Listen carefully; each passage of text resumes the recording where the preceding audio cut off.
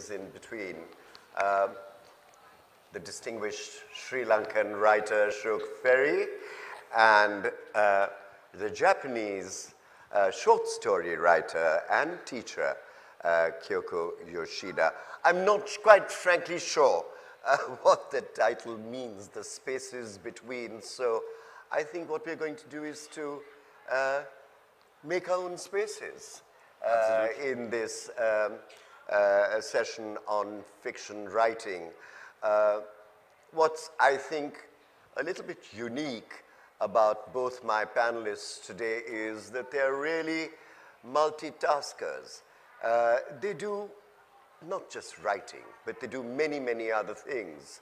The most exciting and varied is Ashok Ferrey's multiple careers in Colombo. His day job, believe it or not, is of a personal trainer. He's also been an architect. He's been a bartender. Well, you build and I build. I'm not an architect. Right, I'm just a builder. But, okay, he's not a trained architect, but guess what he took his degree at Oxford in? It has nothing to do with building houses or physical training or writing fiction. It was in pure maths. So he's had really a unique and exciting academic and writing background. He's also lived in many parts of the world.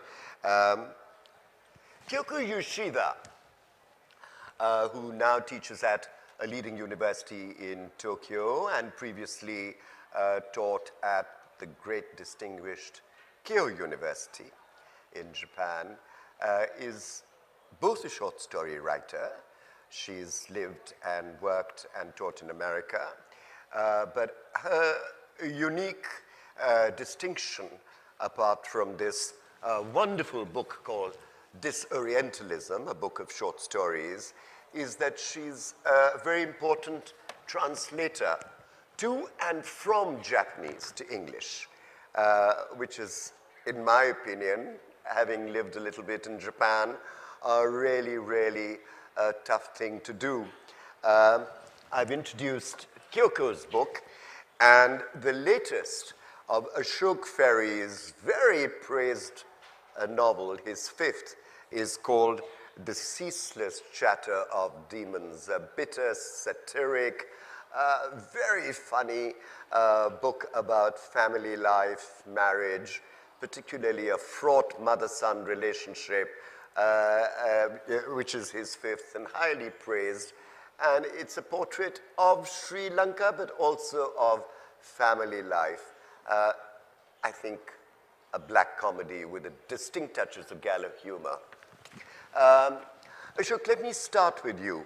These multiple careers, do you see yourself as an after-hours writer? Yeah, an accidental writer, not an after-hours writer, because I find I sort of kind of switch channels, so to speak, throughout my kind of working life. So in the mornings I'm training people, but even while I'm training somebody or going to the gym, I find there are words going on in my head. So the stuff is still going on while I'm physically doing something else. And in fact, it helps, because if I say to myself, I'm going to write and sit down at 9 o'clock in the morning with an empty sheet of paper, I write longhand, nothing will happen. So I know myself. So it's far better for me to be actively involved in something slightly boring, shall I say, something more routine, and then the other stuff fills in almost subconsciously, it just fills in. Right, that's a pretty unique view, because of many years of talking to writers and interviewing writers.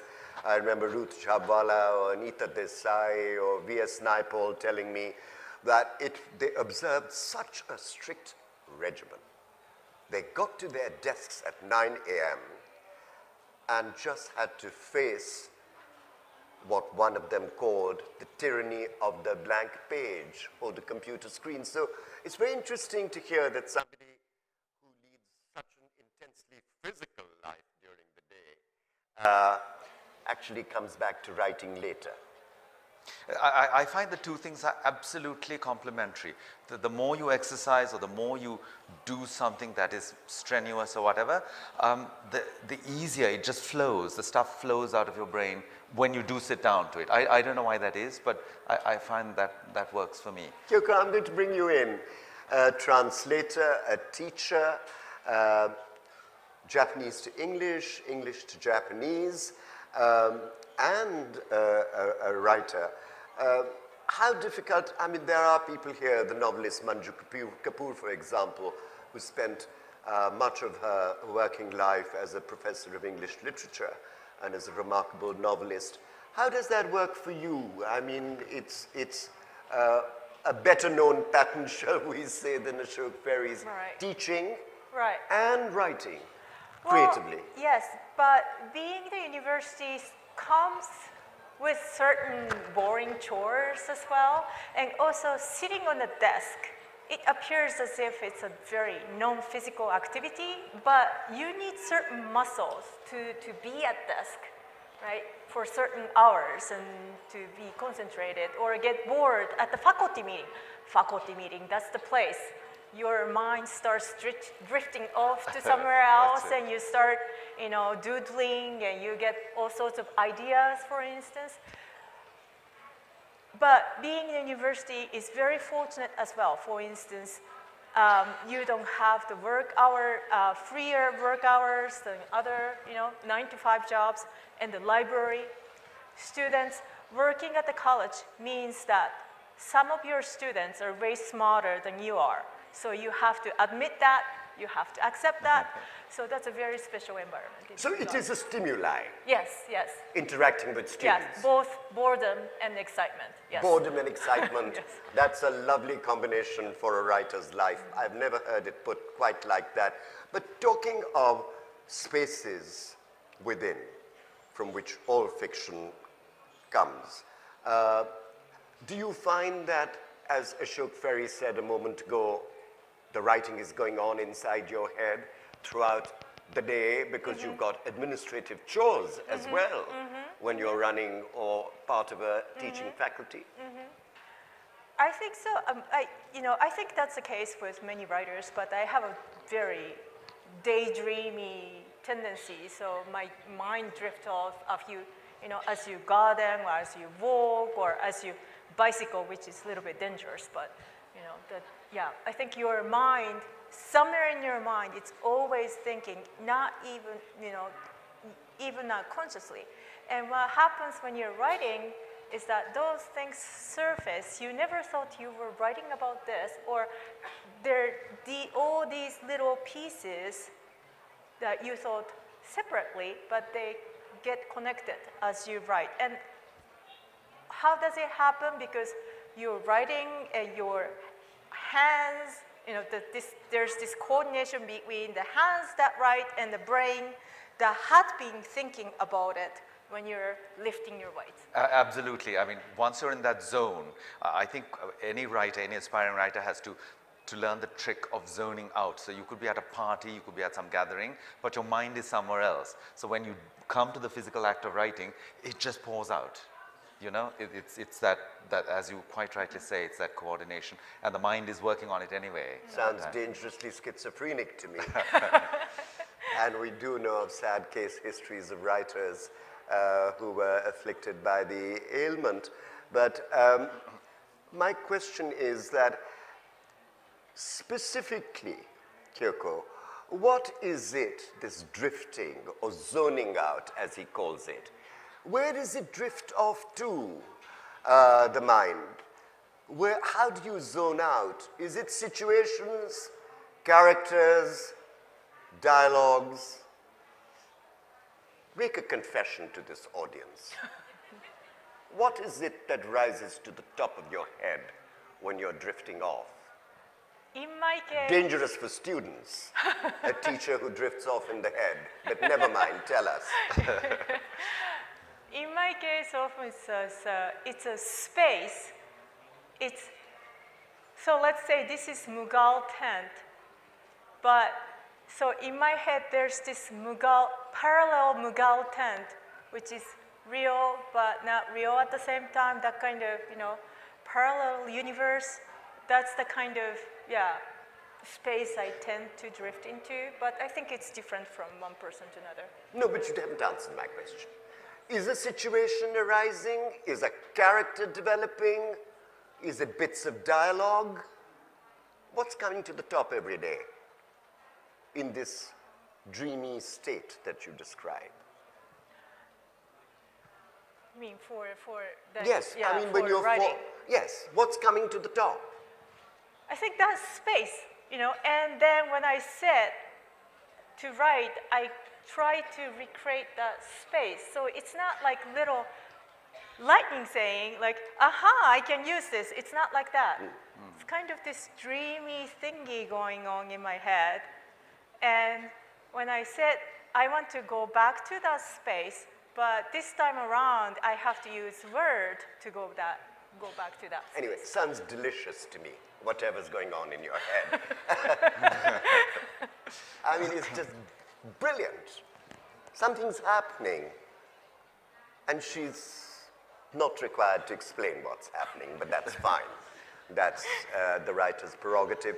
Ashok, what's going on in your head when you're zoning out? Okay. Sorry to be repetitive, No, but no, I'm just no. damn curious about the craft. These people want to know. Yeah, Is it some freak that you've seen there? Is it a conversation that you've eavesdropped on? Well, Is it some bizarre situation that developed yesterday with your client who you were putting on the treadmill? What went on?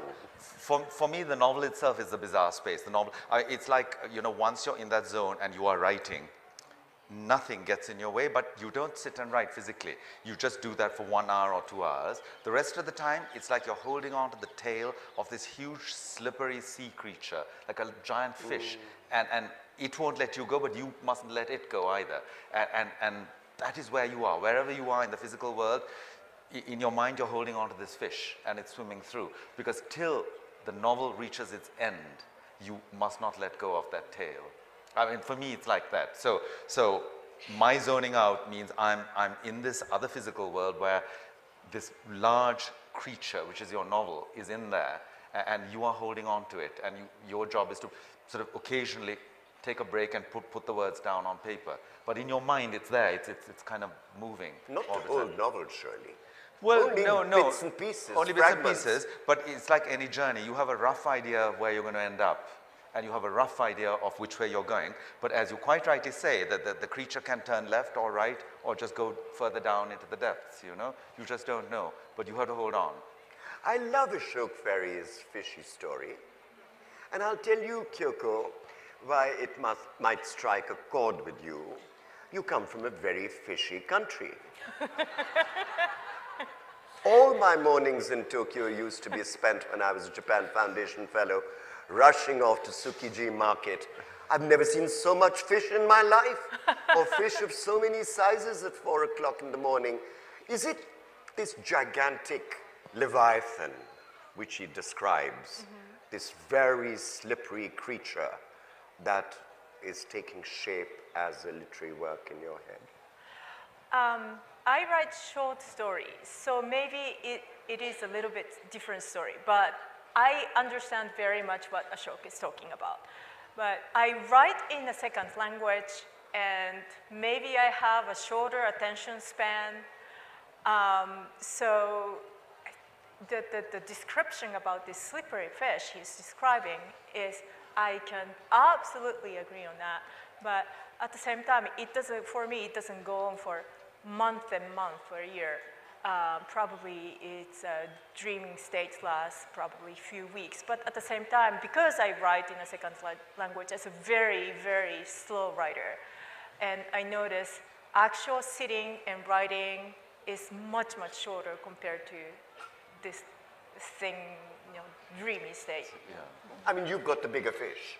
You're writing long-form fiction. Yeah. She's got smaller fish, she's saying, because she's doing a compact work, a short story. And here we come to a very important difference, which I'm very curious about, as to, I mean, by definition, a short story is short. though it can be a very long short story, almost novella length, like Edith Wharton or F. Scott Fitzgerald. I mean, those short stories go on and on and on and almost become novel size. So are you by definition working for much longer? Because she says she's working for shorter spaces, because she has to end the work. Yes, before I answer that, I must say that my first love was short stories, and still I think my best known book, Call Pretty People, is a book of short stories. Yes, yes. So I love the short story form. It's these agents and publishers who always tell you, write a novel, get in there. The public doesn't like short stories. I know, why have short stories gone out of fashion? Well, I don't know, but I'm told they're coming back into fashion. I've yet to see it, but anyway. Well, Alice Munro. Yes, exactly. That's probably. Yes, that Nobel Prize did it Alice for the Munro. short story. Yeah, it's true. It's true. But I love the short story because there you can keep that fish almost in its entirety in your head. It's not just the tail, you can hold on to the whole thing. And when it does come out, it probably comes out, you know, very sort of more easily. But with a novel, it is very much longer. But I think the trick here is not to let it go, you know, not to leave it for 3 months or 4 months. I mean, you know, once you have written it, obviously then you have to leave it and then come back to it many months later to see what's wrong with it. Make revisions. Exactly. Refinements. But while you are writing it, you need to keep going. But I don't mean physically keep going, but in your mind you have to keep going. You've got to be in that space, in that zone. Right. We did a session yesterday on the art of the short story. One of the distinguished panelists right here, Keki Daruwala, who's written short stories, novels, great poet, memoir, and Mark Tully, the broadcaster, who's publishing his second volume of short stories. And both of them said, or I think Keki Daruwala said, that a short story no longer has to observe conventional modes and endings, because, you know, there was a 19th century, early 20th century of writing a short story where it had to end with a sharp twist.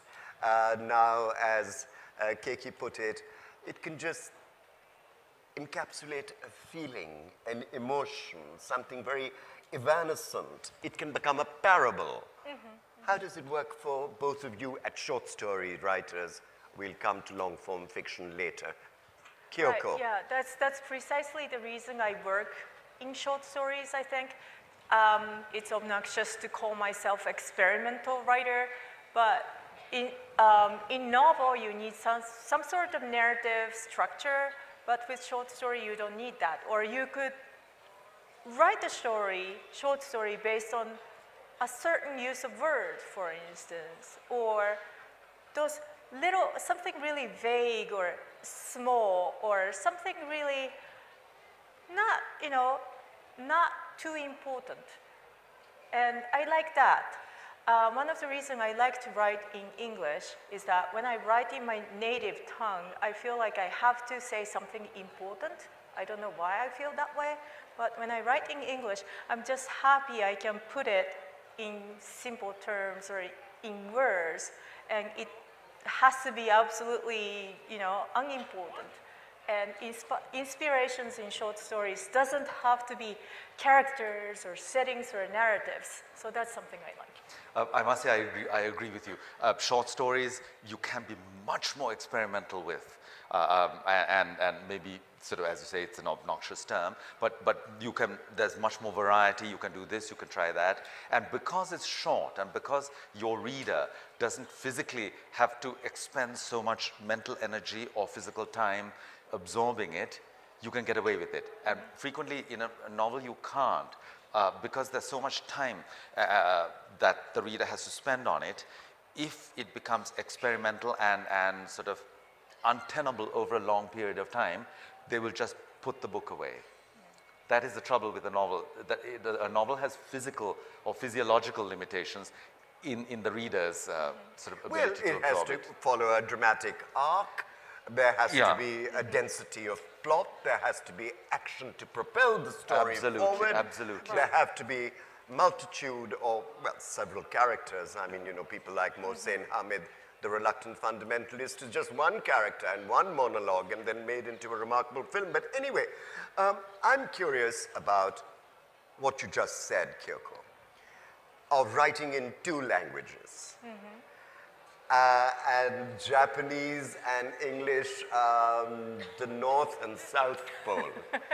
I'm sort of slightly acquainted with Japan, your extraordinary country, and I can see how elaborate and complicated writing in Japanese would be compared to what you describe as English, which is much simpler, because I mean, you have 2 scripts, for example, the katakana and the hiragana. It's not like English writing is simple, because we've seen what literatures in English have done over history. But I'm just talking about my version of second language English, yes. Yes, but what's the difference? You hinted at it, that when you write in Japanese, it's a totally different structure and more complex. Did I get you right?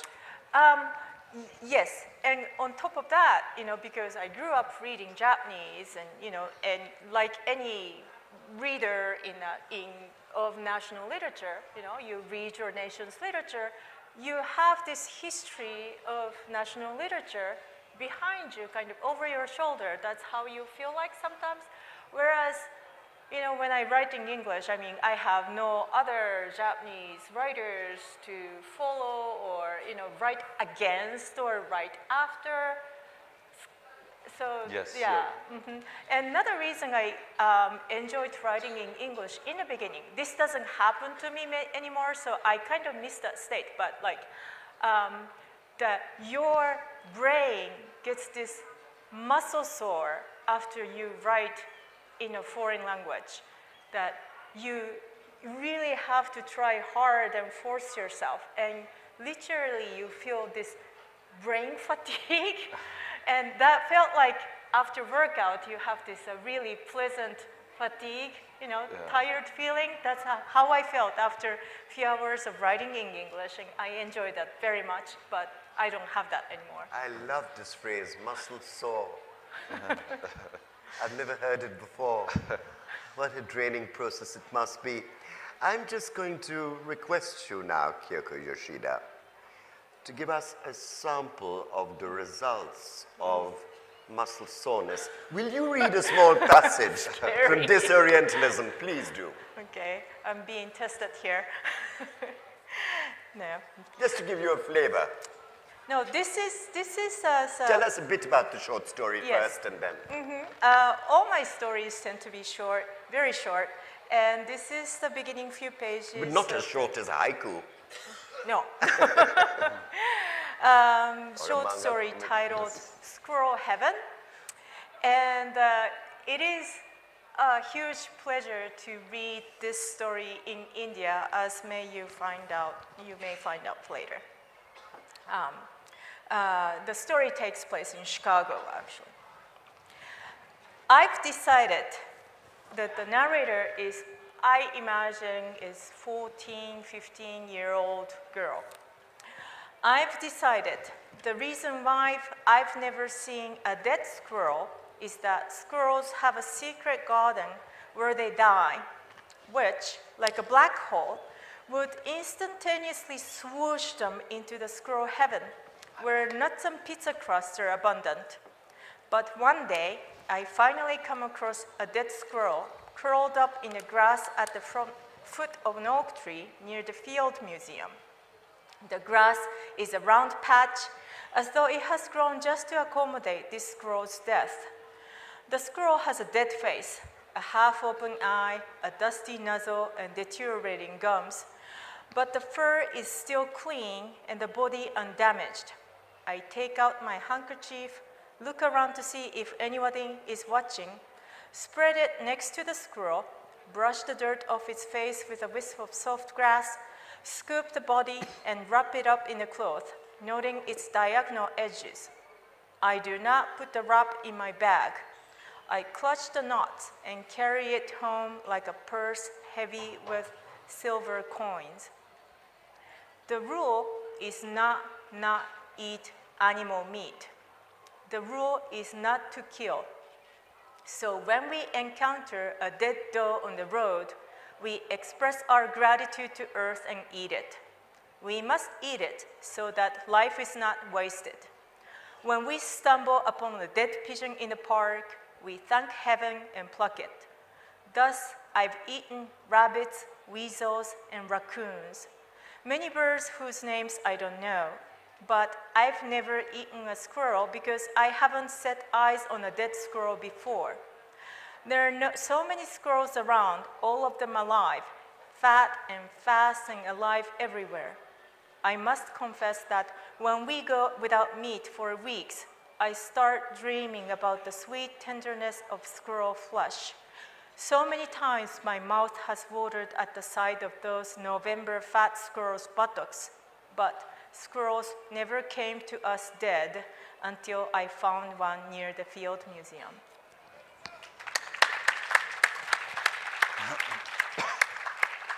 Fascinating. However ghoulish it may sound, there's no short of culinary choice in what you can eat, but it's a startling sense of imagery. The short story is called Squirrel Heaven.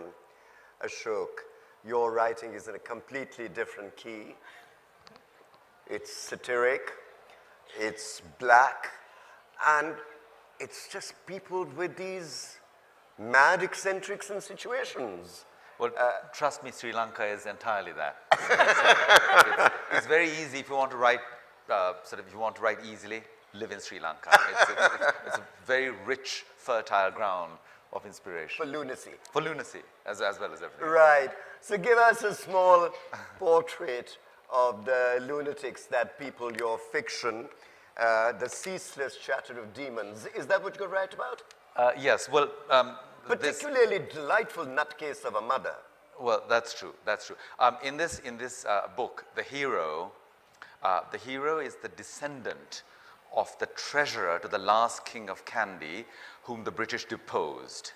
Now, his mother is convinced that because their ancestor was the treasurer, there is hidden loot buried inside their ancestral house, the Valaua.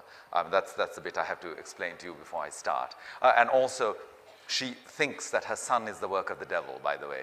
She finds it strange. She doesn't like her son? I don't know. Anyway, no, that's for you to decide. The freaky thing about your mother is, the first sentence is, my son is so ugly. I mean, that's really an unmotherly thing to say. Well, anyway, it's free will. A mother is allowed to choose what she wants to think. We know about mother love, but yours is a model of mother hate. Anyway, carry on. The mother in this is called Clarice, or the Kumari Hami, which is a sort of Kandian princess. Yeah.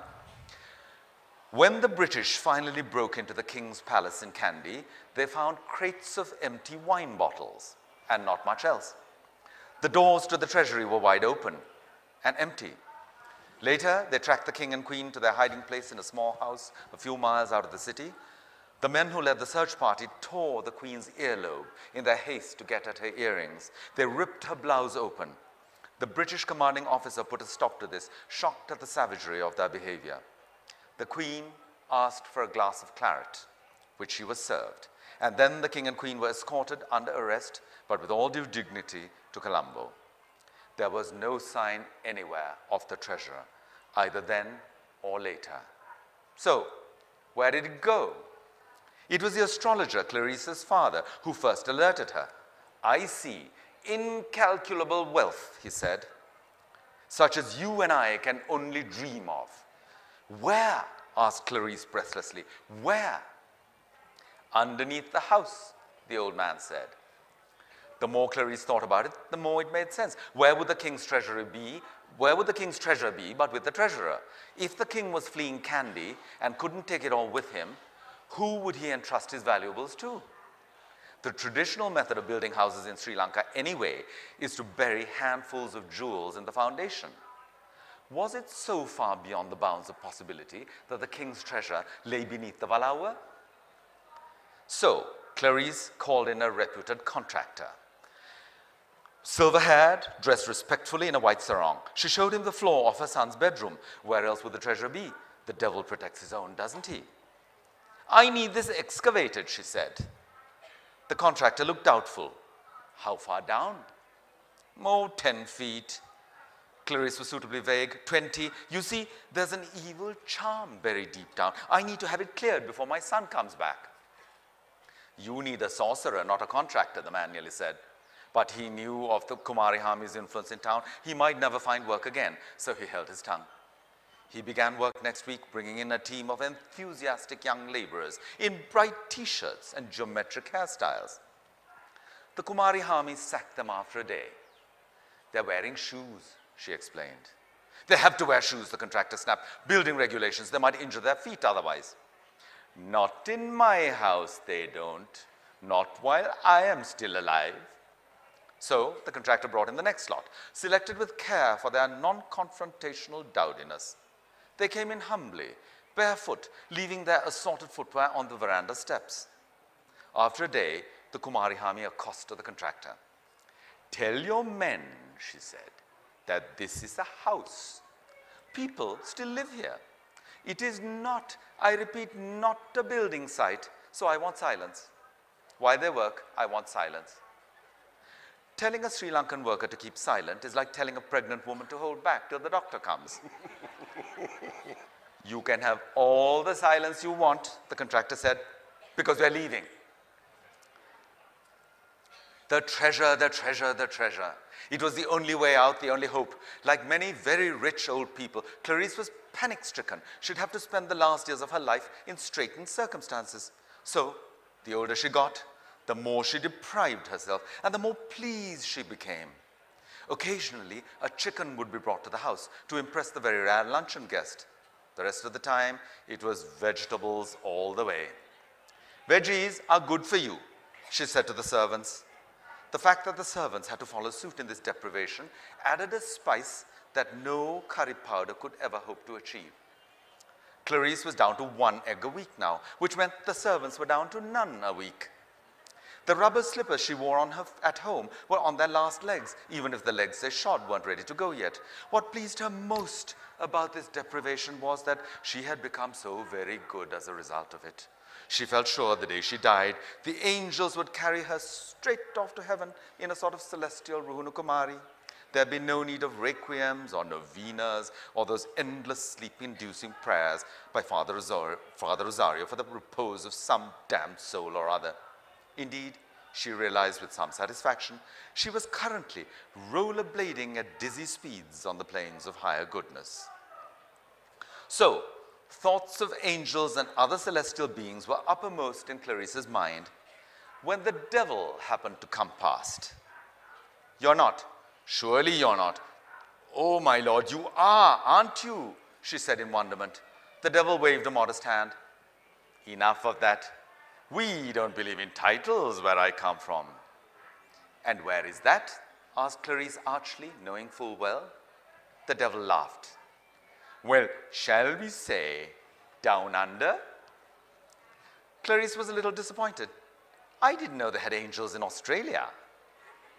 Australia? Who said anything about Australia? Clarice's suspicions were now fully aroused. This was not an angel at all, just that nosy transgender neighbor from Australia. Oh, go to hell, she snapped. I will, said the devil. I just need a little more time. Thank you very much.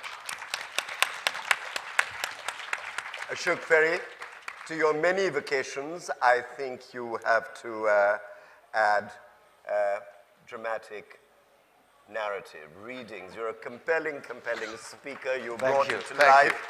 And ladies and gentlemen, you really have to read The Ceaseless Chatter of Demons to see the kind of wonderful dialogue and characters that people...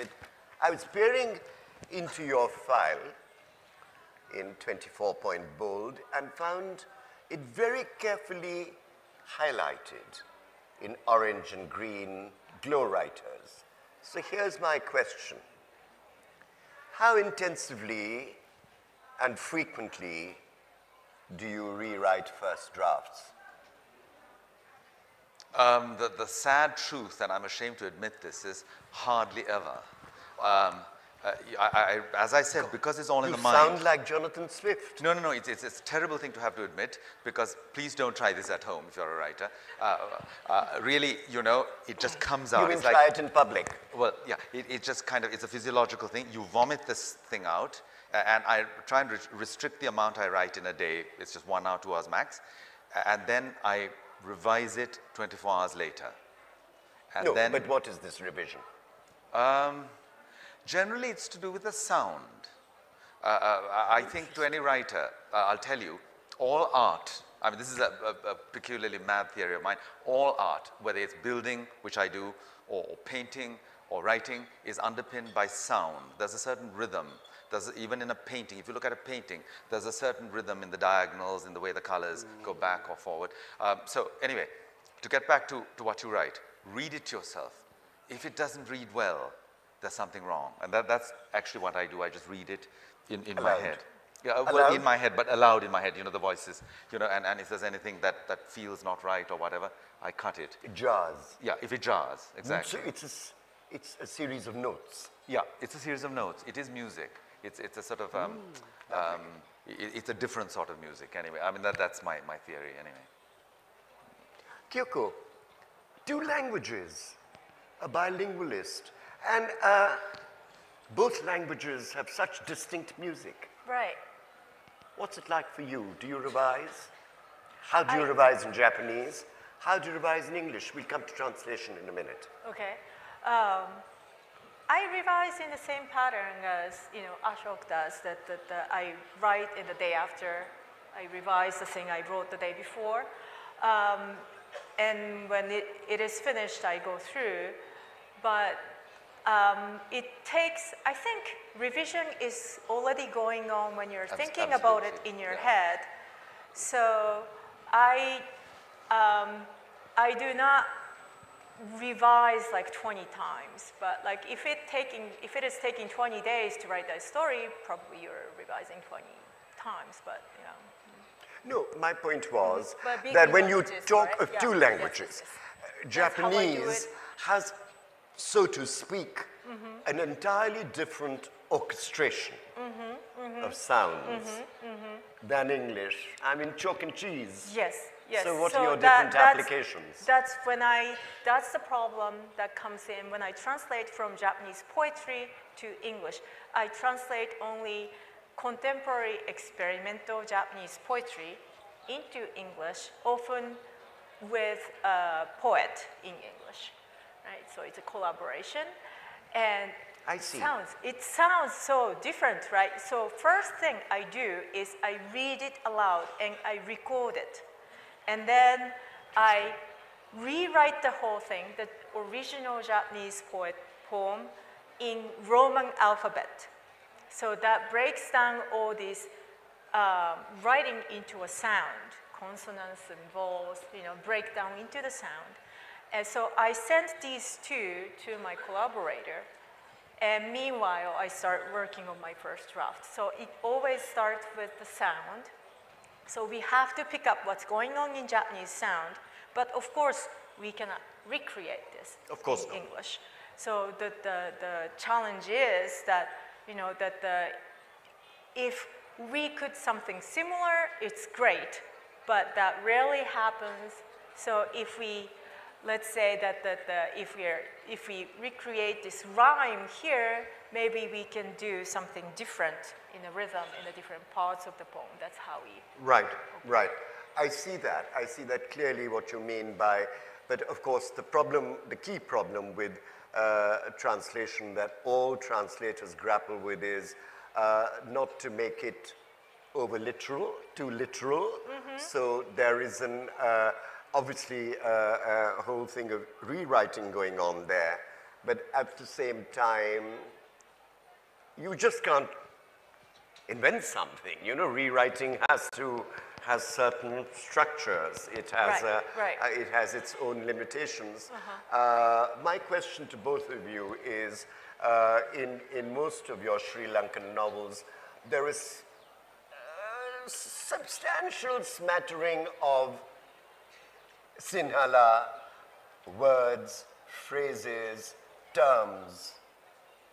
that you don't think need explanation.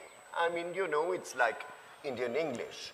And similarly, even more intensely in your case, many, many complex Japanese nuances and terms, which to a non-Japanese is so alien. You know, how do you handle this kind of linguistic complexity? How much will the reader get of Sinhala in English? How much will the reader get of Japanese terms, phrases, nuances? I have this sort of rule, never explain it. I mean, the writer has to work. The writer has to work twice as hard to put it in context where the reader will somehow understand something of it. Yes, because the age of glossaries is over. Yeah, absolutely. I think globalization abolished glossaries. But also for the simple reason that if a reader has to stop and look to the bottom of the page or to the back, you've lost the music, you've lost the rhythm. You know, it's as simple as that. You need to read it without interruption. You know, you need to read it. So we as writers have to work twice as hard to put it into a clever context where the reader can pick up something or other, but they don't need to pick up 100%. The whole joy of reading a sort of a foreign writer is that simply because that word is strange, it gives you another glimpse into another world. It's like a half-open door into a room that you can just vaguely see. And that's enough. That's enough, because your reader will work out the rest for themselves. For you? Yes. Your task, I think, would be harder. But yes, much harder, I think. Much probably. harder. Is it? Yeah. Japanese, you know, I mean, as I said, my limited experience of living in Japan is that the Japanese, if I may say so, are not brilliant with foreign languages. No. They have no propensity.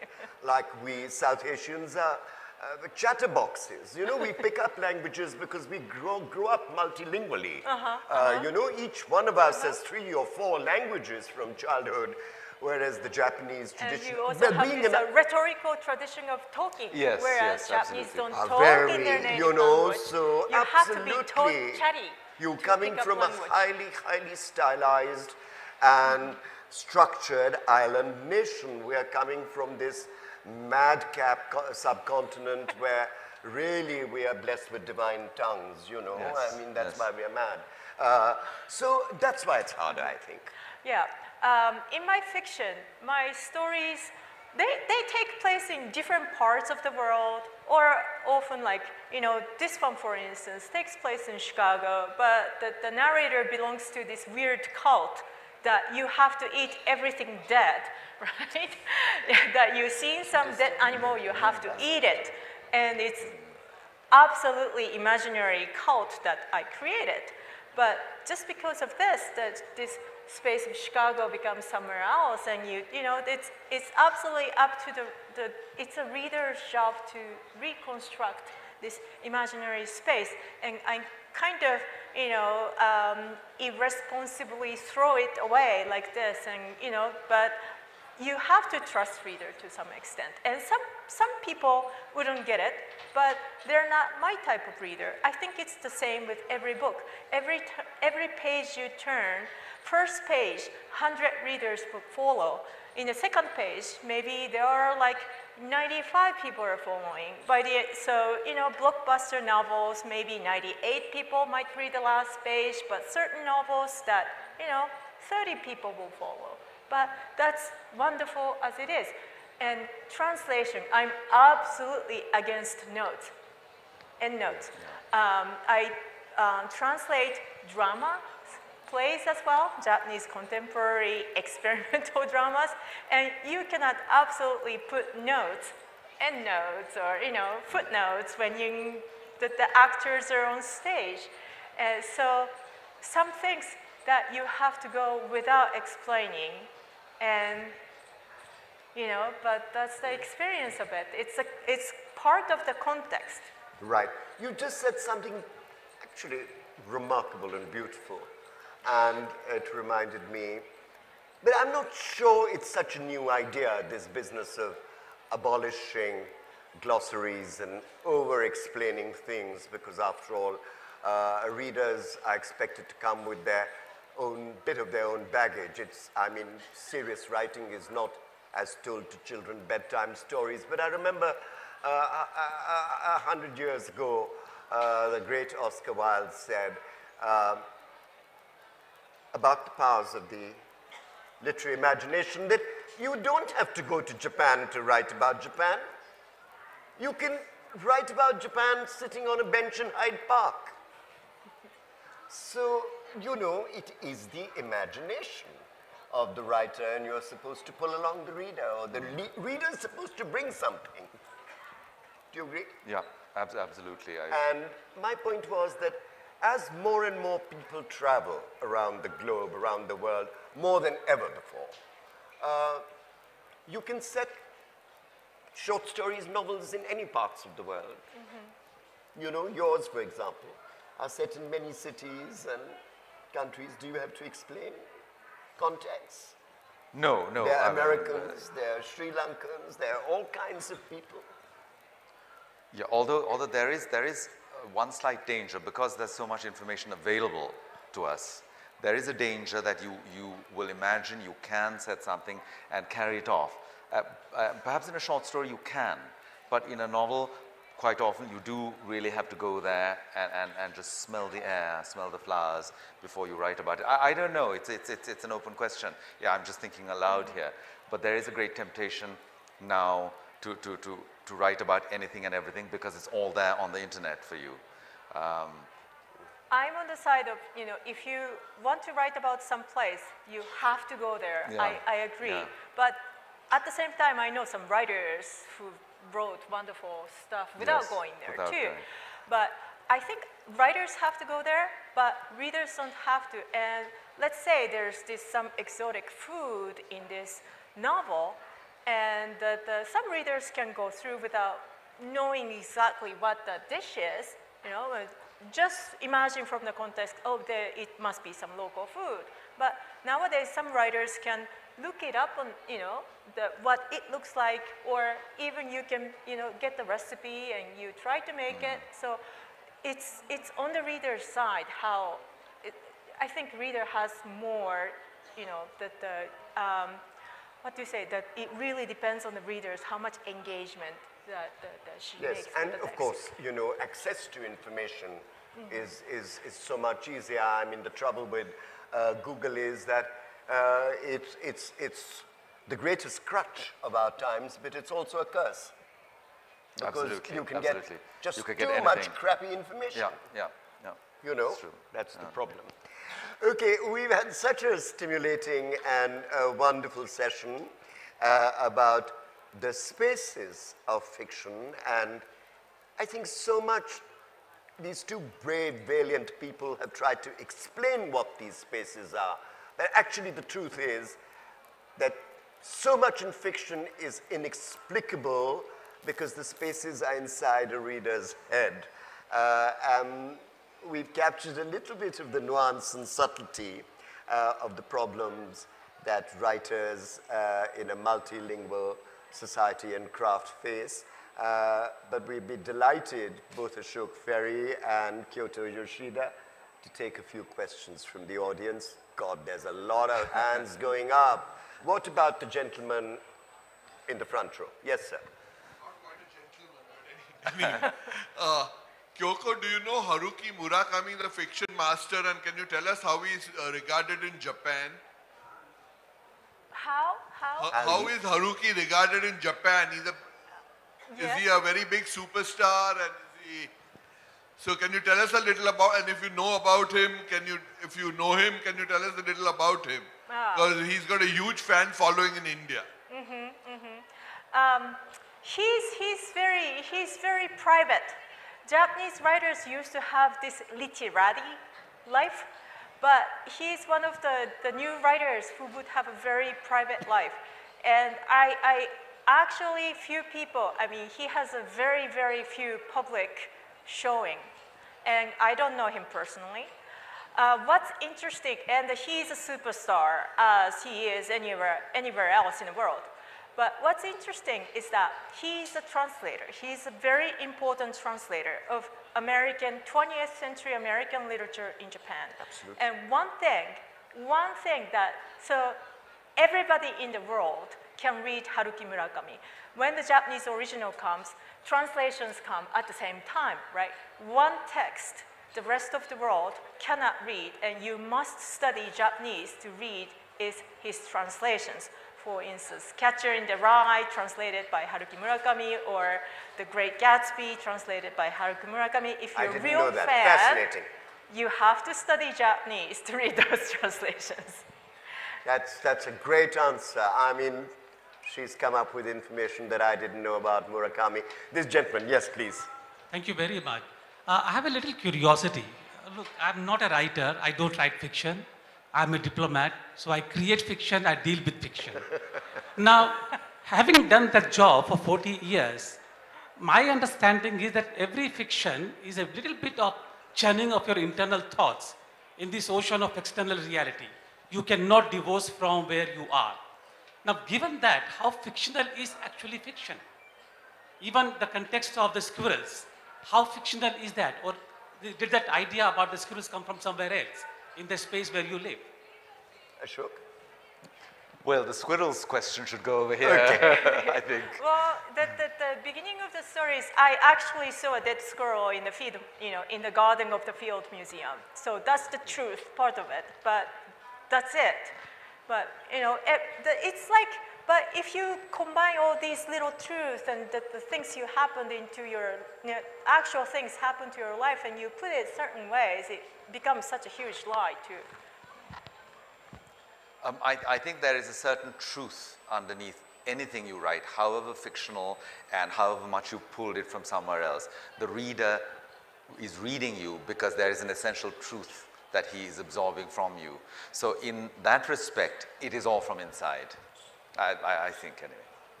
Yes, sir. The gentleman in the red shirt. Yes.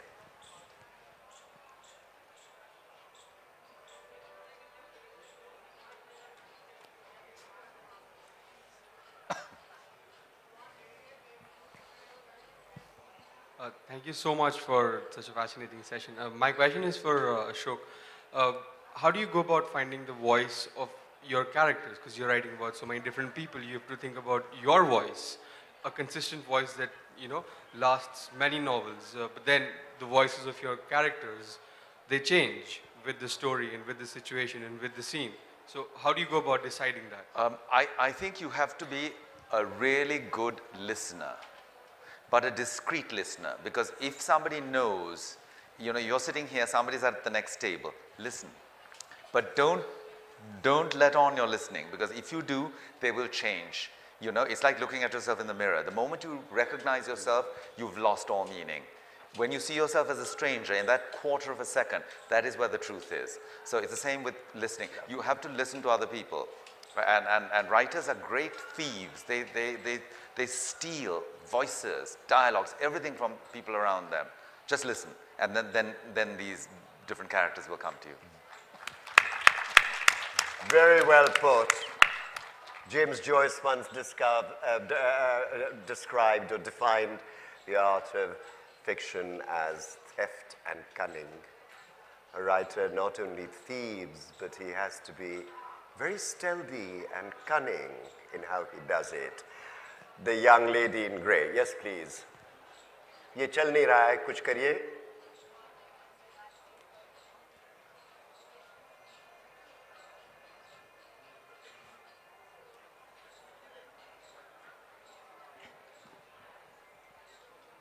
Hello.